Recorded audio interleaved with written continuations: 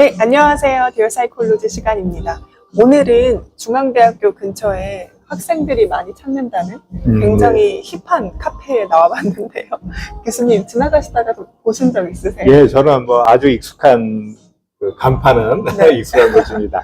네, 이 커피를 별로 안 좋아해서 직접 들어와 보고 뭐 그러지는 않았는데 익숙하죠, 저는. 저도 와서 깜짝 놀랐어요. 굉장히 공간이 넓고 예. 그리고 요새 정말 학생들이 좋아하는 젊은 분위기더라고요. 음악도 그러네요, 그죠? 네, 저희 이런 분위기에서 오늘 나눠볼 주제는 사실 리더십에 관한 거거든요. 네, 네. 제가 교수님 모시고 방송을 할 때 이 주제는 꼭 해봐야겠다 싶었던 게 리더십이었어요. 예, 예. 난세잖아요. 난세죠. 네, 이 난세에 위기 때 국민들은 어떤 리더를 원할까, 이거를 좀 리더십 심리학 관점에서 네, 설명을 예. 해주시면 좋지 않을까 싶어서 예, 오늘 방송 예. 준비해봤고요. 또 들으시다가 궁금한 점들 댓글로 남겨주시면 저희가 실시간으로 또 질의응답하면서 이어가도록 하겠습니다. 네. 근데 먼저 일단 설명을 좀 드리자면요. 중앙대학교 심리학과 정태현 교수님이시고요. 사회심리학 전문가이시고 또 원래는 대인관계로도 또 많은 연구를 해주셨습니다. 근데 또 이제 군대 심리학이라고 하죠. 예. 군대를 또 대상으로 해서 리더십과 또 그 관련된 주제들에 대해서도 다양한 연구를 진행해 주셨는데요. 교수님 반갑습니다. 반갑습니다. 반갑습니다. 네, 반갑습니다. 네, W님 안녕하세요. W님께서 걱정을 먼저 좀 해주셨어요. 이 방송 채팅창 전쟁터가 예상되는 정치 상황과 더불어서. 네, 그러지 않게 저희가 오늘 할 얘기는 리더십 심리학에 관한 얘기입니다. 정말 그 리더십이란 어떤 것이고 저희가 봤을 때 훌륭한 리더란 어떤 요인들을 가지고 있어야 되는지 정말 짚어보려고 하는 방송이거든요. 네, 오영도님, 식탐 많은 콧물 여왕님도 안녕하세요. 카페가 힙하다고 또 댓글 남겨주셨네요. 감사합니다. 네, 오늘 어쨌든 리더십에 대해서 나누어 보려고 하는데요. 한 사회에는 좀 리더가 존재를 하죠. 좋든 싫든 리더가 존재합니다. 그래서 그런 리더십이란 어떤 건지, 어떤 요인들이 필요한지 얘기하기 전에 교수님께서 생각하실 때 훌륭한 리더라고 하면 어떤 분이 좀 떠오르세요? 어떤 조직이든 간에 다 리더는 있게 돼 있어요. 그래서 그 리더가 가지고 있는 뭐 권한의 정도의 차이지, 리더가 꼭 한 명만 있는 건 아니거든요. 무수히 많은 사람들이 리더로서의 어떤 역할을 하는데, 이 상황이 되게 유리할 때는, 아, 저 사람이 참 훌륭한 리더구나. 역량이 뛰어나고, 이렇다는 걸 잘 우리는 알기가 어려워요. 왜냐면 상황이 유리하게 잘 굴러가니까, 그 사람이 뭘 하는지도 사실 잘 눈에 안 들어오고 두드러지지 않죠. 근데 우리가 난세의 영웅이 난다고 어려운 상황에 직면하면 정말 이때 리더십이라고 하는 게 중요하다는 걸 우리는 알게 돼요. 왜냐하면 어렵다는 거는 여러 이유가 있지만 우리가 어떻게 해야 될지 잘 모른다는 거거든요. 근데 그럴 때 나름대로 어떤 방향성을 제시하고 솔선수범해서 앞에 나가서 위기 상황을 극복하려고 이끌어 나가고 이런 리더십이 보이거든요. 그래서 그런 면에서 보면 뭐 우리가 다 알고 있는 많은 훌륭한 분들이 있는데 그 중에 저는 꼽으라 그러면 이순신 장군이 정말 훌륭한 리더다. 그렇게 어려운 상황에서 사람들이 이끌어내고 크게는 결국 국가를 구하는 그러면서 되게 훌륭하신 분이다 이런 생각을 하고요. 그 이후에도 우리나라 역사를 보면 참 이렇게 어려운 일이 많았잖아요. 그래서 이 한일 합방이라고 하는 그런 또 이 국가적으로 되게 불행한 위기를 우리가 겪게 되고 그때 그 속에서 독립을 위해서 노력하신 많은 리더들이 있는 거고 6.25 전쟁 마찬가지고요.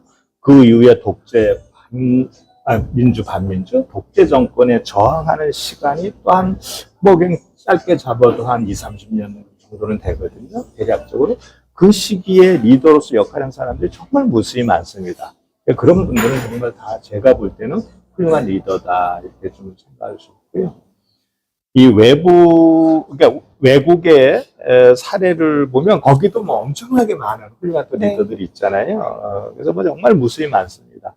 근데 제가 뭐 제3자 입장으로 생각할 때 그래도 제일 훌륭한 리더를 꼽으라 그러면 저는 고르바초프 전 대통령을 꼽습니다. 왜 그러냐 하면 이분은 그 러시아, 아니 그 소련이라고 소련, 네. 하는 그 어마어마한 국가를 통치하는 최고의 권력자였어요. 근데 이분이 대통령이 되고 나서 서기장이 되고 대통령이 되고 나서 이분이 했던 것 중에 제일 큰 게 뭐 개혁 개방이라고 하는 거거든요. 그거는 물론 이 소련이라고 하는 국가를 위한 하나의 정책이긴 했는데 이것이 가지는 대외적인 효과가 엄청나게 컸어요. 그것 중에 하나가 냉전이 종식이 됩니다. 그러니까 그전에는 서양과, 그러니까 서방과 이 사회주의 국가, 자본주의 국가와 이런 대립이 엄청 심했는데 그걸 종식시켜요. 그게 절대적인 역할을 하신 분이고 더군다나 소련이라고 하는 연방국 속에는 아주 다수의 소수민족들이 존재하고 있었는데 이 소수민족들이 어떻게 보면 다 독립하는 데 기여를 했어요. 그래서 오늘날과 같은 이런 국가 간의 관계가 형성이 된 거죠.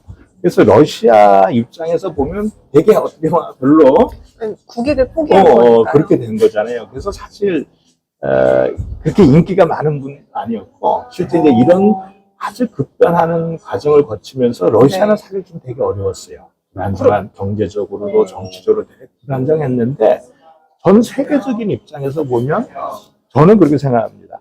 자기가 가지고 있는 이 엄청난 권력을 포기할 수 있는 그러면서 어떻게 보면 인류 전체에 긍정적인 그 영향력을 행사할 수 있는 리더는 저는 진짜 드물다고 봐요.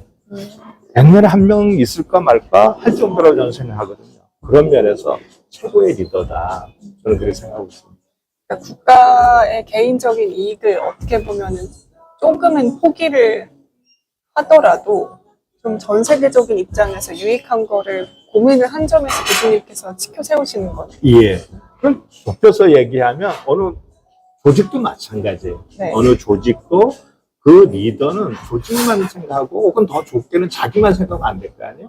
근데 그것도 또 내 조직만 생각하기보다는 좀 더 넓게 생각할 필요가 있는 거죠. 그래야 다른 조직하고도 우리는 우호적인 관계를 맺어서 궁극적으로 우리는 더 큰 역할을 수행할 수 있고 어떻게 보면 더 큰 영향력을 행사할 수 있는 거거든요.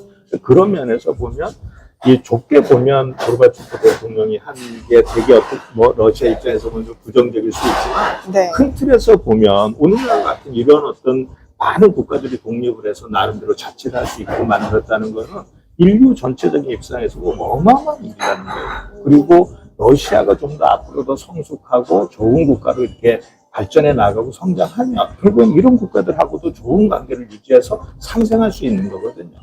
그런 장기적인 측면에서 보면 저는 결코 또 러시아의 손해가 되는 결정은 아닐 수도 있다. 그렇게 저는 좀 생각하고 있습니다. 네. 네, 이제 시청자분들 중에 한 분께서 그 고르바초프의 개혁 개방이 본인의 실각으로 이어진 좀 아이러니가 있긴 했다. 그렇죠. 그게 이제 계속 그렇게 해서 독립을 다른 국가들이 하고 그러면서 그 권력을 계속 유지할 수 있었으면 좋았는데 네. 그렇게 못 됐죠. 러시아라고 하는 이제 국가가 중심이 되고 나머지 그 국가 소수민족들은 다 이제 독립된 국가로 다 이렇게 탈바꿈 하다 보니까 러시아라고 하는 어떤 국가에서 고르바초프가 계속 권력을 이어갈 수 있었어야 되는데 네. 그렇게 되지 못했죠.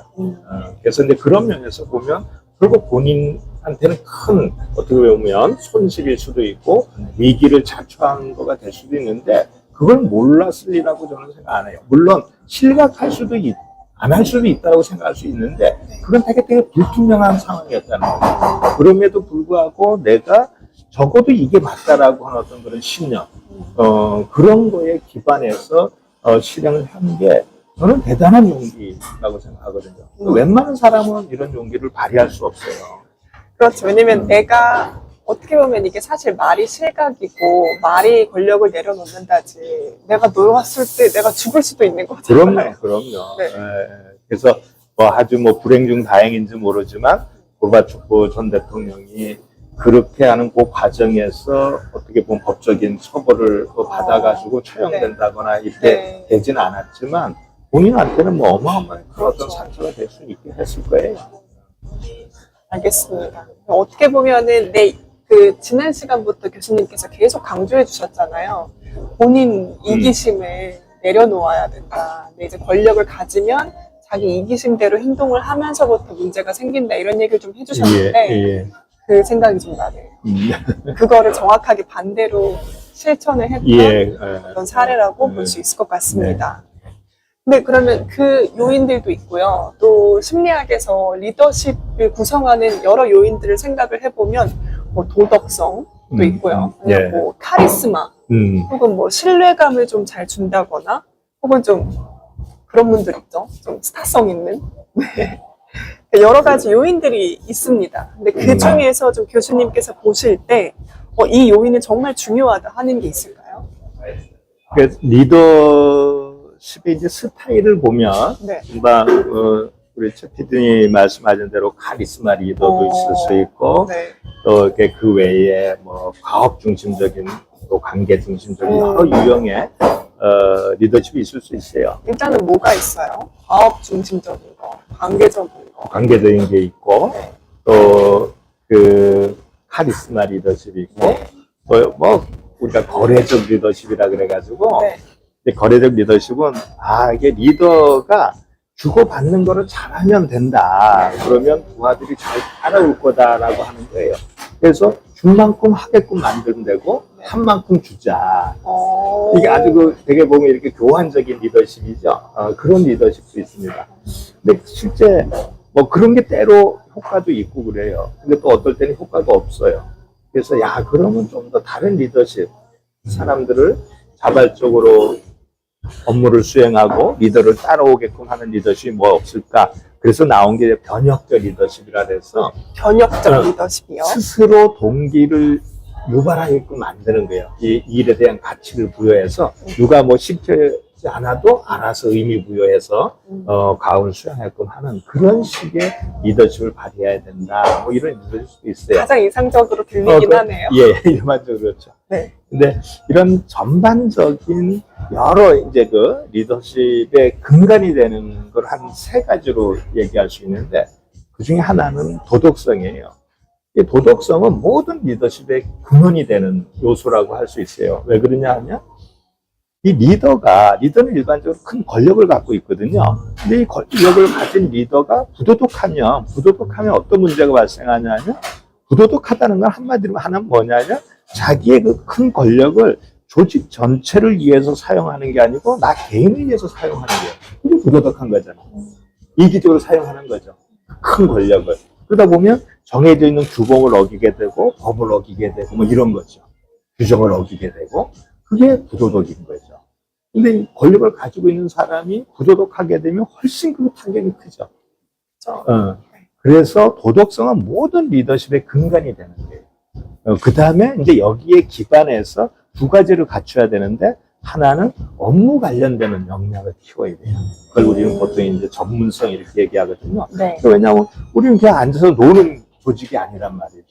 대인관계도 해야 되지만 일도 해야 된단 말이에요. 그럼 일에 대한 전문성을 내가 가지고 있어야 부하들을 이끌 수 있는 거죠. 모를 때 가르쳐 줄 수도 있고 이런 역량이 하나 있는 거고 2번째는 이 속에서도 여전히 또 대인관계가 이루어지잖아요. 관계 속에 있는 거예요. 그래서 대인관계 역량. 사람들하고 내가 어떻게 잘 지내면서 잘 이끌까. 그러니까 관계적인 어떤 역량이 있어야 되는 거죠. 그래서 사람들은 나를 믿고 따라오는 게. 그게 이제 친화성과 관련되는 그런 거거든요. 그렇게 해야 이 리더십이 제대로 좀 발휘할 수 있는 토대가 마련되는 거다. 이렇게 좀 얘기할 수 있습니다. 그러니까 리더십의 3가지 요인, 근간이 되는 요인이 있는데 하나는 도덕성, 전문성, 그다음 대인관계 역량 이렇게 얘기해 주셨거든요. 예, 예. 굉장히 3개 다 갖기 어려운. 이상적이죠. 이상적으로. 예, 예. 상당히 어렵습니다. 근데 그런 측면들을 우리가 잘할수록 훌륭한 리더가 될 가능성이 높은 거죠. 교수님은 그러면 여기 조금 비껴나가긴 하는데요. 국회의원은 전문성이 더 중요하다고 보세요? 아니면은 약간 리더십이라고 할까요? 좀 이렇게 사람 어떤 것들을 좀 이렇게 포괄하고 하는 도덕성이나 대인관계 역량이 더 중요하다고 보세요? 그럼 뭐 어떻게 한마디로 딱 하긴 되게 어렵습니다. 근데 이제 국회의원을 뽑는 방법은 이제 2가지가 있잖아요. 그래서 이제 선출직이 있고, 네. 그 다음에 국회의원 우리가 이렇게 비례로 이렇게 뽑는 게 있는데 그 비례로 국회의원을 뽑는 근본적인 목적은 뭐냐면 그 특정 영역에 전문적인 역량을 갖고 있는 사람 뽑기 위한 거예요. 네. 여기는 다 필요 없고 우리는 이러이러한 사람이 필요하다. 그러니까 국회를 잘 운영하기 위해서 혹은 우리 정당 당을 잘 운영하기 위해서 그럴 때는 거기에 가장 적합한 사람을 비례대표로 국회의원을 뽑는 거죠. 근데 이 선출직 국회의원은 그런 전문성만을 요구하는 건 아니에요. 그러니까 어떻게 보면 이 사람들은 그 지역구의 투표권을 가지고 있는 사람들의 의견을 잘 반영할 수 있는 의견을 잘 듣고 그것을 여기에 와서 잘 반영해서 정책을 할 수 있는 역량이 어떤 건 더 중요하다고 볼 수 있죠. 네. 물론 그 어떤 특정 영역의 전문성이 없어야 된다는 건 아닌데 기본적으로 그 틀이 조금 다르다고 저는 생각을 해요. 그래서 가서 이 지역구에 내려가서 우리 지역 구민 시민들의 의견도 열심히 좀 듣고 고충이 뭔지도 내가 가서 좀 들어보고 공감하고 어떻게 하면 이 문제를 좀 잘 해결할 수 있을지 고민도 좀 하고 또 와가지고 이 정치력을 발휘해서 그 문제를 해결하고 이런 것들을 기본적으로 요구하죠. 그렇지 않으면 이런 분들이 국회의원 당선되기가 어려우니까. 그렇죠. 그래서 그런 면에서 약간의 좀 차이는 있지 않을까 싶습니다. 알겠습니다. 네, 그러면은 이제 오늘 여쭤보려고 했던 그 주제 질문을 좀 던져봐야 될 것 같은데요. 국가적으로 좀 위기 상황이 있잖아요. 네, 예. 이런 상황 때 저희가 어떤 지도자들을 조금 더 원하는지 심리적으로 분석을 해볼 수 있을까요? 위기는 그야말로 우리한테 어떤 위험이라든가 위협 이런 게 닥친 그런 네. 상태, 어떤 상황을 얘기하잖아요. 근데 이거에 다른 측면들을 여러 분석해 보면 결국 위기는 뭐냐면 우리가 지금까지 해왔던 방식대로 행동하면 안 되는 상황이에요. 그게 위기죠. 네네. 기존에 했던 방식대로 안 풀리는 거예요. 안 풀리는 거죠. 그 상황 자체가.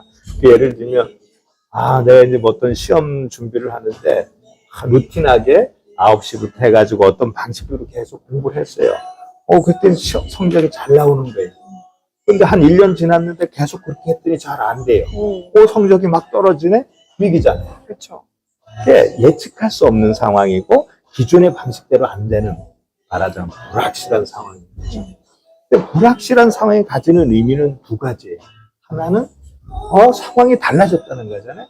상황이 달라졌으니까 내가 지금까지 공부했던 방식보다 더 좋은 방식을 찾아내서 실행해 볼 수 있잖아요. 그게 그래서 위기는 곧 기회가 된다. 더 발전적이고 생산적인 어떤 대안을 만들어서 해볼 수 있는 게 위기 상황이 돼요. 두 번째는 어떻게 할지 모르니까 문제 해결을 아예 못할 수도 있는 거죠. 그래서 말하자면 과거보다 더 안 좋은 상태로 떨어질 수 있는 거예요. 대처를 못하니까. 근데 이게 어떤 위기예요. 근데 사람들이 위기 상황에 놓이게 되면 그야말로 상황이 불확실하거든요. 그러니까 이런 상황에서는 리더가 대안을 빨리빨리 제시해 줘야 사람들은 안심을 하게 돼요. 네. 방향성도 이렇게 제시해주고, 네. 이건 이런 거야. 그러니까 우리는 이렇게 하면 돼.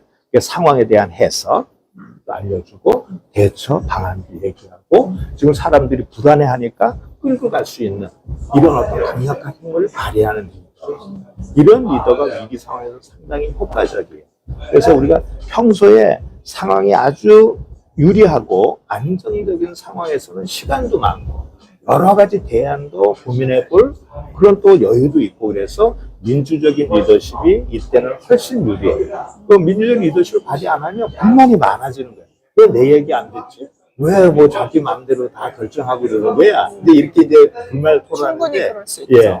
그래서 평소에는 민주적인 리더십. 네. 근데 정말 위기 상황에서는 지시적인 리더십. 네. 그게 훨씬 효과적이에요. 그래서 예를 들면 가장 전형적으로 위기 상황이 뭐냐면 전쟁을 하는 상황이죠. 그렇죠. 네. 그래서 전쟁 관련된 여러 그런 자료들을 보면 그 상황에서는 민주적인 리더십은 효과를 잘 못 내요. 이게 왜냐하면 빠르게 대처할 수가 없고 대응하게끔 지금 끌고 나갈 수 있는 힘이 없어요. 민주적 리더십은. 그러니까 지금 이 상황에서는 리더가 앞서서 솔선수면서 끌고 가야 된단 말이에요. 또 하나 이렇게 해야 되는 거예요. 이게 지시적이죠. 그래서 그래 이 상황 이런 거구나. 나는 리더가 하자는 대로 하면 되는구나. 이렇게 이제 해석하는 거거든요. 고민할 필요가 없어요. 고민하게 만들면 안 되는 거예요. 우왕좌왕하게 되는 거예요. 그래서 위기 상황에서는 좀 더 그런 카리스마 있다거나 뭐 이런 거, 그다음에 강력하게 이 자신감을 불어주고 나를 믿고 따라오게 하는 그런 또 지시적인 리더십, 이런 리더를 좀 더 필요하다고 볼 수 있어요. 조금 약간 차이가 있을 수 있다. 네. 어쨌든 위기 상황이면 빠르게 좀 결정을 해야 되는 순간들이 많으니까요. 아무래도 카리스마 있는 리더십을 조금 더 선호하는 것 같기는 합니다. 그리고 이 사람들이 이 분열하는 거는, 물론 우리가 이윤이 많이 났을 때도 분열을 해요. 더 많이 가지려고. 기업에 대한 여러 연구들은 그러거든요. 돈을 많이 벌면 오히려 분열을 하나요? 돈 없을 땐 안 싸워요. 싸울 건덕지가 없어요. 네. 동업하다 이렇게 동업을 했는데 뜻밖의 잘 된 거야. 그러면 이제 이 갈등이 생겨요. 누가 더 많이 받나 이런 걸로. 근데 반대로 동업을 했는데 망했어. 그래도 또 싸우죠. 손해를 봤으니까. 또 어느 쪽이 더 클까? 양쪽 다 가능성이 있는데 분열하면 어떤 그런 걸 보게 되면, 특히 우리가 어려울 때 그래도 상대적으로 더 많이 분열합니다. 말하면 위기 상황이. 위기 상황이 두렵거든. 그리고 가능한 한 두려운 상황에서 우리는 장기적인 생각을 못해요. 나 중심적으로 사고할 수밖에 없어요. 빨리 이 형으로 나를 보호하고 싶은 게. 다 말하자면 서로 자기만 생각하는 그런 상황에 놓일 가능성이 아주 높아요. 문제 해결 방식이 있고 그거에 대한 확신이 있으면 다 거기에 이러면 우리가 잘 되겠구나. 네. 이렇게 안심하고 협동을 할 수 있는데, 위기는 그런 상황이 아니거든요. 협동해야 되는지 잘 모르는 상황이고 어떻게 해야 될지 모르거든요. 그래서 지시적이면서도 이때 훌륭한 리더는 뭐냐면 분열을 조장하지 않는 게, 말하자면 통합할 수 있는 그런 포용력, 그리고 통합했을 때 우리가 문제를 해나갈 수 있다는 어떤 자신감, 그런 역량, 그런 덕, 이런 것들을 보여줄 수 있는 그 신뢰거든요. 그런 리더십이 되게 중요한 거예요. 그러니까 위기 상황에서 분열을 조장하는 거는 아주 쉬워요. 누구나 다 지금 분열하고 싶은 거예요. 나만 생각하고 싶은 거예요. 나만 살고 싶죠, 위기 상황에서. 그런데 그럼 우리 다 죽으니까 우리가 협력해야 된다. 일수록. 그럼 협력을 누가 만들어줄 거냐? 리더가 만들어야죠. 지금 부하들은 그렇게 할 역량이 없어요. 리더가 솔선수범하고 리더를 믿고 따라오게 만들어야 돼요. 그래야지 우리가 이 1급 상황, 말하면 전쟁에서 제대로 싸울 수 있는 거고, 전투에서 이길 수 있는 거예요. 다 지금 분열해 있는데 너는 너대로 나는 나대로, 이거 리더가 가만 놔두고 방치해두면 다 망하는 거잖아. 네. 그리고 리더가 때로는 어떤 걸 판가리를 하면 이러면 다 끝나는 거죠. 그래서 지시적이고 아주 강력하게 끌어갈 수 있는 자신감을 주는 리더도 필요하면서 통합할 수 있는 리더. 이런 리더가 이런 상황에서 엄청 필요하다. 이렇게 좀 볼 수 있겠습니다. 이제 보통 저희가 카리스마 있는 그런 리더들을 원하긴 하는데, 그 리더들이 통합을 하려고 하기보다는 좀 이렇게 자기 뜻을 밀고 나가는 경우들이 꽤 많은 것 같아요.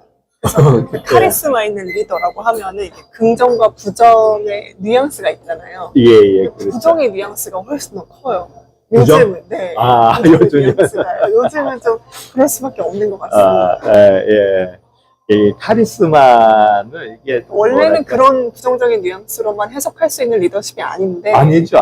네. 원래는 상당히 긍정적인 측면이 많은 리더십이에요. 그 나름대로 하나의 유형으로서. 그러니까 다른 사람을 감동시키고 영향력을 행사해서 복종하게 하고 적극적으로 따라오게 만들 수 있는 힘이거든요. 근데 이 힘의 원천이 뭔지 잘 모르는 거예요. 원천이 무엇인가요? 그러니까 이 사람이 역량이 뛰어나서 그렇다. 아는 게 많아서 그렇다. 친화력이 뛰어나서 그렇게 이렇게 하나의 원인으로 이래서 이 사람이 카리스마 리더십을 갖고 있거나 얘기하기 잘 어려운 거예요. 그러니까 참 설명하기 어려운 어떤 그런 힘을 갖고 있는 사람. 이걸 우리는 보통 이제 그런 힘을 카리스마라 그러고, 그런 힘을 가지고 있는 사람을 카리스마 리더라 이렇게 얘기를 하거든요. 근데 이런 사람들은 흡입력이 정말 대단한 거예요. 그래서 이제 사람들이 딱 보면 이 사람도 소위 말해서 아우라가 있어요. 거기에 대단하다 막 이렇게 이제 느끼고, 그러면서 이런 사람들이 자기가 가지고 어떤 신념이라든가 가치관, 어떤 목표 의식, 이거를 우리가 달성할 수 있다라고 하는 강한 자신감을 주면 하면 되지. 뭐 연설 장황하게 할 필요가 없어. 논리를 설명할 필요 없어요. 믿음을 주는 거죠, 믿음을 즉각적으로. 아우라 같은 거. 그 사람들이 거기에 그냥 확 빨려가는 거예요. 그러면서 복종하게 되고 그래 그렇게 할 수 있지. 근데 일단 이런 특성들을 가지고 있거든요.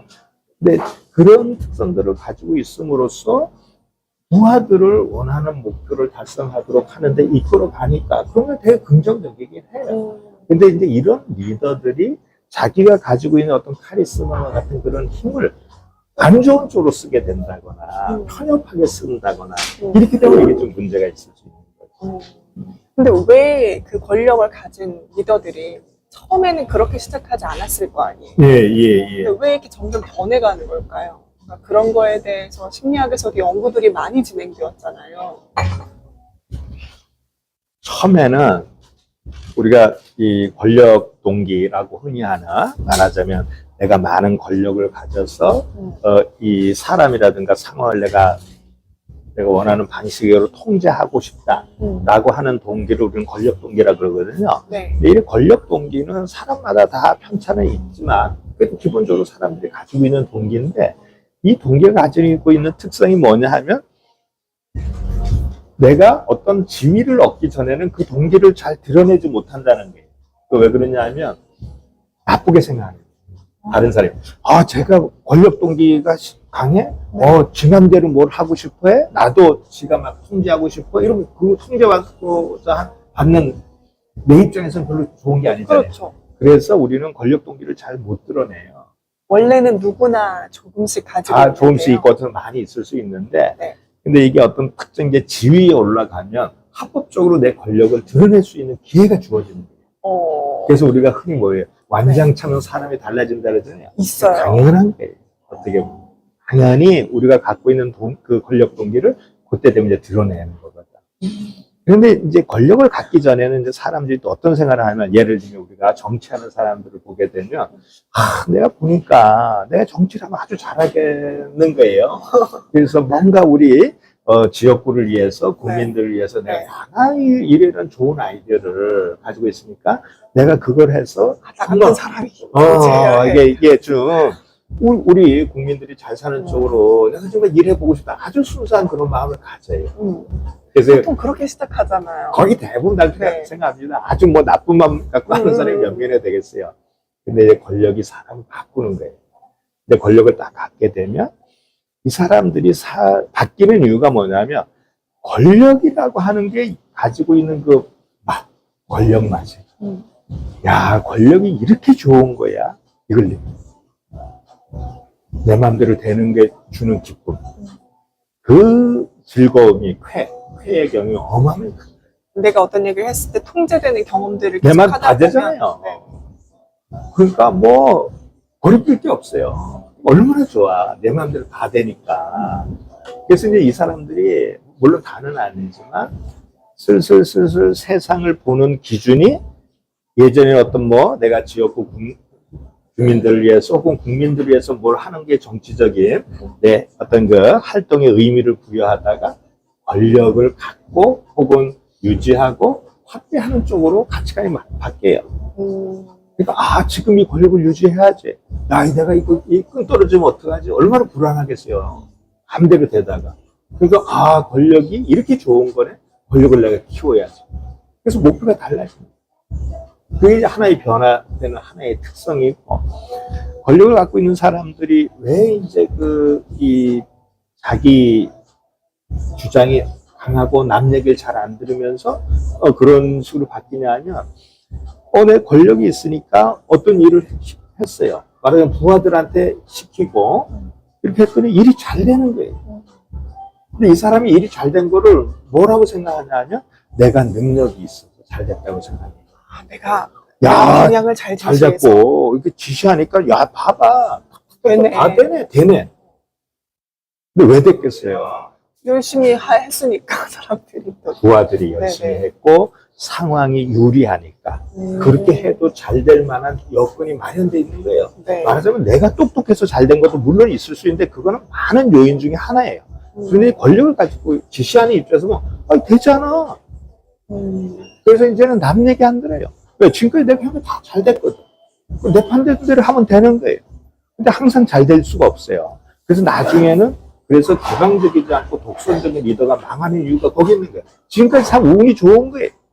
부하들도 잘 따라오고 특히 상황이 유리한 거예요. 근데 조금 어떤 도전적인 과제가 나한테 주어진다거나 네. 어려운 위기 상황에 놓이면 어떻게 지금까지 하는 걸로 되면 원래 안 되잖아요. 또 새로운 생각도 하고 그런데 아이 뭐야 지금까지 다 해왔는데 그냥 해. 자신이 너무 넘치는 오만한 거죠. 편향된 그런 인식이 계속 가는 거죠. 내가 가지는 판단에 지나친 자신감을 가져요. 다 내가 나 때문에 다 됐다고 생각하는 거예요. 그래서 이런 사람들은 다른 사람을 얘기 안 들을 가능성이 되게 높고 네. 고정관념이 엄청 강합니다. 왜요? 고정관념은 내가 가진 하나의 판단 체계거든요. 내대로 다 했어 지금까지. 그동안은 다 되었다. 고정관념도 내가 다 맞아. 야, 그 지역 출신들 다 그래. 뽑지 마. 야, 어느 학교 애들 다 그래. 이런 거예요. 그렇구나. 여성, 남성에 대한 거. 그러니까 내 자신의 판단에 너무 과신하게 돼요. 그게 권력의 힘인데 그걸 착각하는 거예요. 내가 능력이 있어서 그렇다는 식으로. 그러니까 결국 궁극적으로 가면 위기 상황 되면 이런 사람들이 망할 가능성이 아주 농후해지는 거예요. 너무 맹신하는 거예요. 알겠습니다. 근데 역사적으로 보면 그렇죠. 네. 너무 이렇게 독단적으로만 굴었던 리더들이 끝이 좋았던 경우가 없지 않나요? 궁극적으로 가서 보면. 궁극적으로 보면. 많이 그렇습니다. 네, 맞습니다. 저희 카리스마 얘기로 좀 돌아와서요. 아까 얘기하다가 그 카리스마 있는 리더들이 사람들을 좀 끌어들이는 게 있다고 했잖아요. 그러면 그 사람의 어떤 그런 원천을 제외하고 사람들이 어떤 사람을 맹목적으로 지지하는 경우들이 있거든요. 특히 리더들, 카리스마 있는 리더의 경우에요. 그렇죠. 네. 그래서 카리스마는 왜 이게 이제 사람들한테 크게 이제 호소력을 갖나 보면 그 카리스마는 아까 얘기했던 사람들한테 영향력을 행사할 수 있는 강력한 힘인데 원천을 잘 모르는 그런 힘이거든요. 네. 근데 그게 어디다가 이렇게 호소력을 발휘하냐면 그 상대방의 감성에다 영향을 줘요. 감정. 네네. 와, 저 훌륭한. 뭔지 모르지만 엄청나네. 이런 어떤 큰 영향력을 감성에다 주거든요. 근데 사람들한테 영향을 주는 어떤 요소나 사람들이 정보를 처리하는 거에 있어서 감성이 이성보다 훨씬 빨라요. 그러니까 감성, 지금 이 상황에서 나한테 어떤 자극이 왔는데 감성을 자극한다. 그럼 이성은 그냥 그 당시에는 싹 죽어버리게 돼요.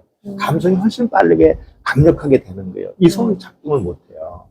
그러니까 이제 이런 사람들한테 빠지면 어떻게 되냐? 이성이 작동 안 하니까 맹목적으로 되죠. 감성은 그런 특성이 있거든요. 이 감정이라고 하는 특성들은.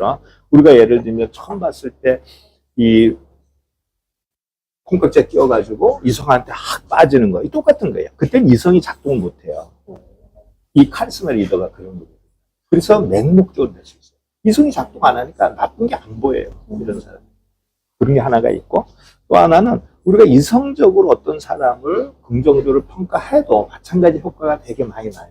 딱 봤더니 저 사람 훌륭하네, 일도 잘하고 나한테 잘해주고, 그럼 이제 훌륭하고 대단하다라고 하는 걸 딱 규정을 내려버려요. 그 다음에 이제 부정적인 어떤 정보들을 차단해요. 그럴 리가 없어. 그건 별거 아니야. 이렇게 하는 거니까 훨씬 이 사람도 다른 일반적인 사람들하고 다 마찬가지로 부정적인 요소가 없을 수 없어요. 인간이 어떻게 100% 완전해요. 근데 이제 이런 식으로 한번 내가 저 사람을 과신하게 된다거나 확신을 하게 되면 나머지 부정적인 것을 다 이렇게 도외시할 가능성이 높아요. 그 맹목적으로 될 가능성이 높아요. 그러니까 인간이 뭔가 내가 이 사람이 마음에 들면은 그 감성에 탁 와닿으면은 내가 생각했을 때 조금 부정적인 지식들 같은 경우들을 그냥 편향적으로 없애기도 한다는 건가요? 그러죠. 뭐 다른 사람은 안 그래? 뭐 이렇게 할 수도 있는 거고.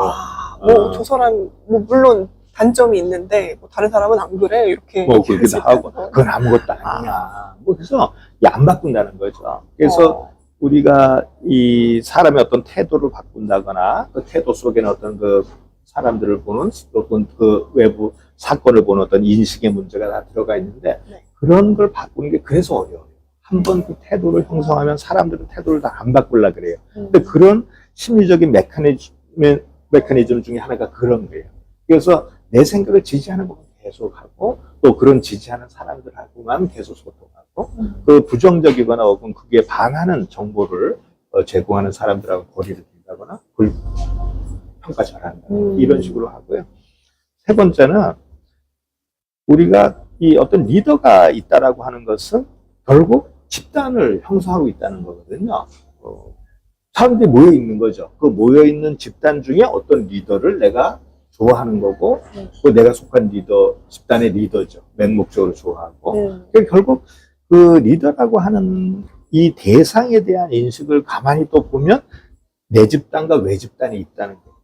내가 속한 집단이 있고 속하지 않은 집단이 있는 거죠. 그 정치도 마찬가지고 지역도 마찬가지고 세대도 어떻게 보면 다 마찬가지예요. 어느 집단이든 뭐 우리가 기업 이 사회생활 하는 것도 마찬가지죠. 네. 내가 속한 기업이 있고 아닌 기업이 있잖아요. 내외 집단. 근데 이런 상황에서 우리가 내외 집단이라고 하는 걸로 이 현상을 지각하게 되면 외 집단은 무조건 나쁜 집단이 돼요. 그렇죠. 우리가 리더는 그러니까 우리 리더, 우리 집단 리더는 무조건 최고가 되는 거예요. 맹목적으로 따르게 되는 거예요. 그러니까 이 사람이 나쁘든 좋든이 중요한 게 아니고 그건 지금 눈에 안 보여요. 지금 이 상황은 내가 어느 집단에 속해 있냐 아니냐가 중요한 이 상황이거든요. 그러니까 외 집단하고 우리는 경쟁해야 돼요. 예를 들면 쟤네들하고 우리가 싸워서 이겨야 돼요.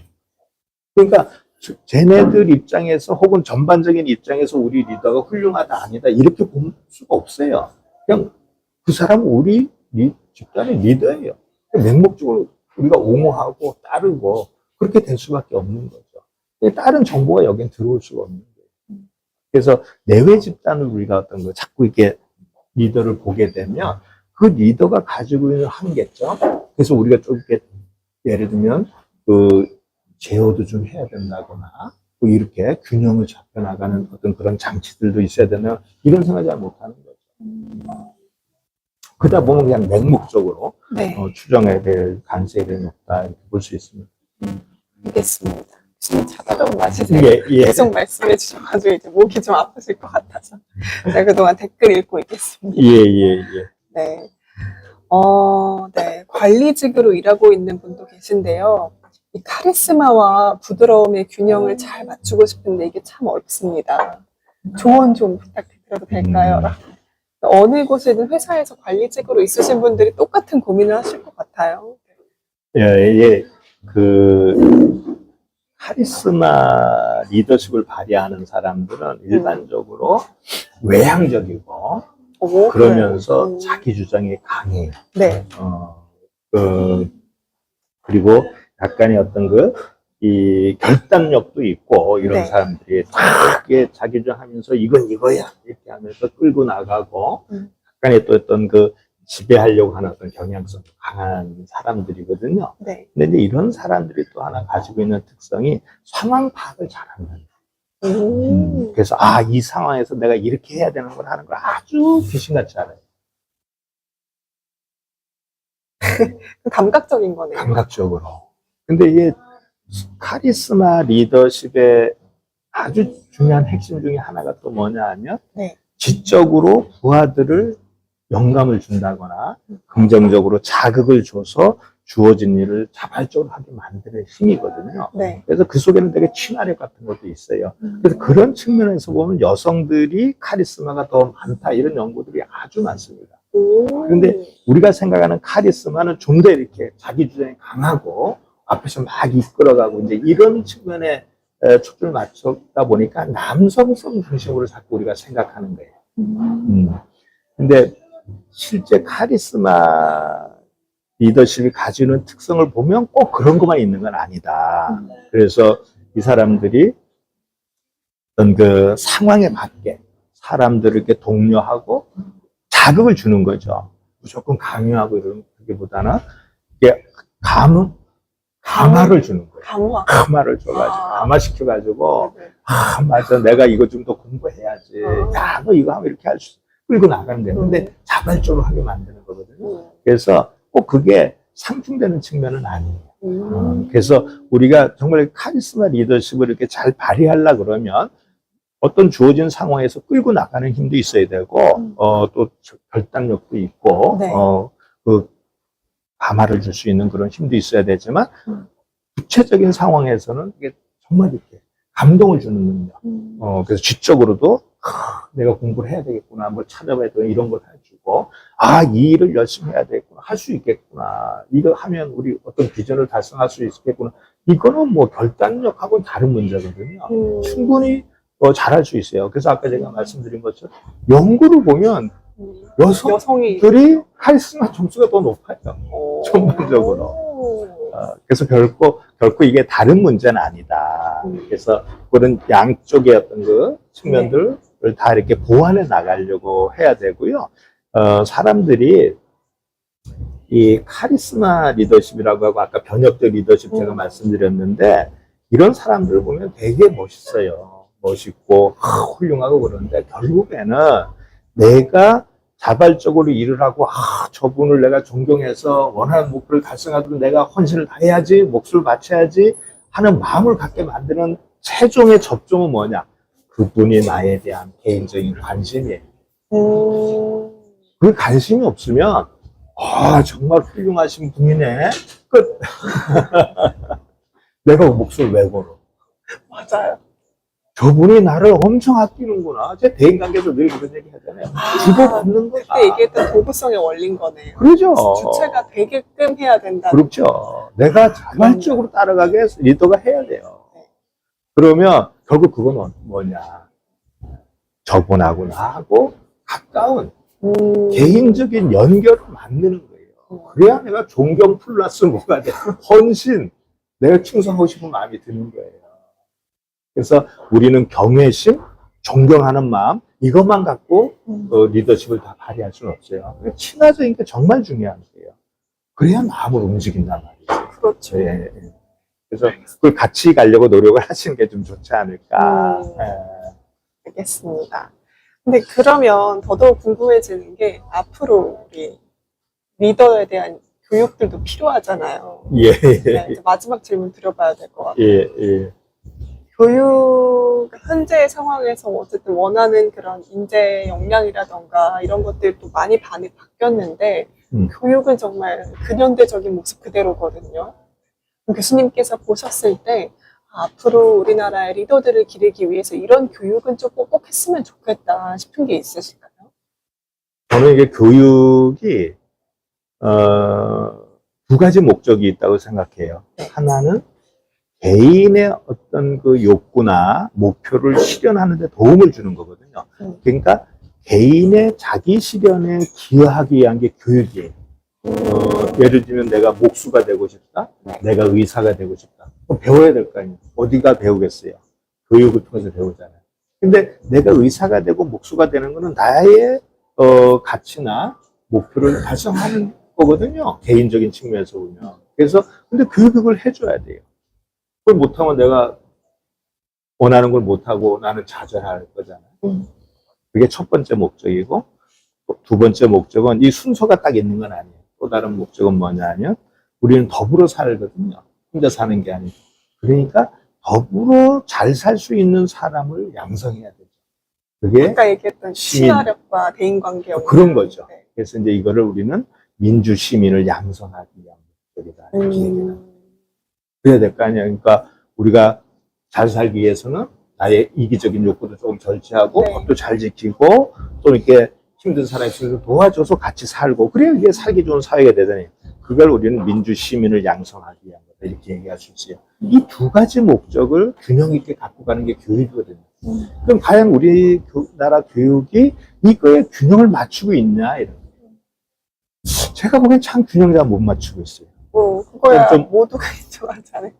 그러니까 훌륭한 리더를 만들어낼 수 없어요. 리더는 개인의 목적을 달성하기 위해서 교육받고 그런 욕구를 충족하려고 하는 거는 누구나 다 똑같아요. 리더 아닌 사람 다 똑같은데 그건 어떻게 보면 야, 너 네 하고 싶은 거 해 이렇게 할 필요가 없어요. 그냥 저절로 하고 싶으니까 와서 우리는 할 수 있는 기회를 만들어주면 되는 거죠.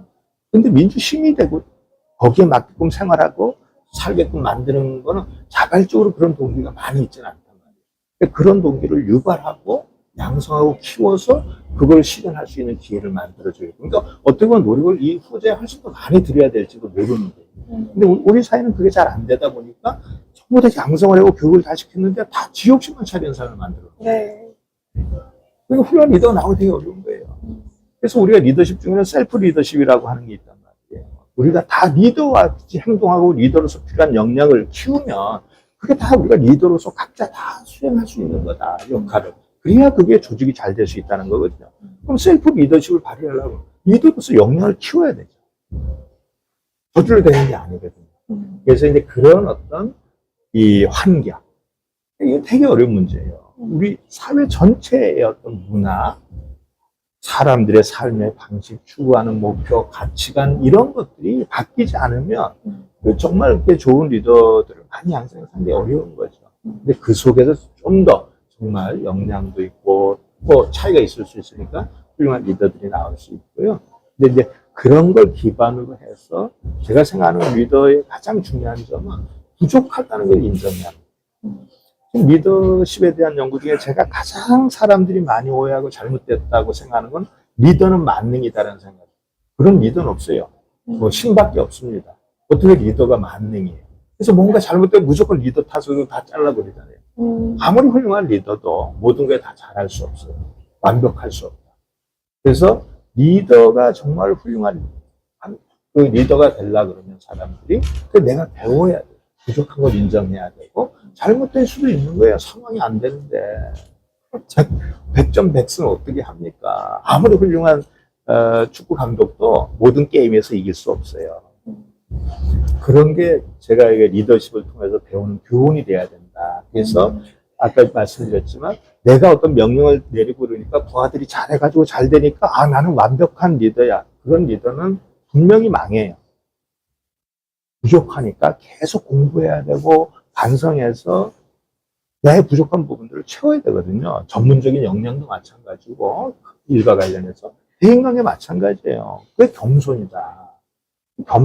겸손해야 나를 향상시킬 수 있는 마음의 발판이 이제 만들어지는 거죠. 알겠습니다. 네, 리더십에 대해서 교수님과 긴 시간 동안 이야기를 나눠봤는데요. 이야기를 나눌수록 더 부족하다는 생각이 많이 들어요. 시간도 부족하고 해야 될 이야기들도 많고 또 사례들 가지고도 이야기를 하고 싶은데 오늘은 일단은 좀 원칙 이론 같은 이야기들로 좀 마무리를 해봐야 될 것 같습니다. 저희 다음 시간에 정태현 교수님 모시고는 정말 훌륭한 리더의 사례들을 좀 짚어보고 이야기를 나눠보면서 한번 오늘 얘기했던 리더십 이론들 적용을 해보도록 하겠습니다. 네, 그러면은 오늘 라이브 방송은 여기서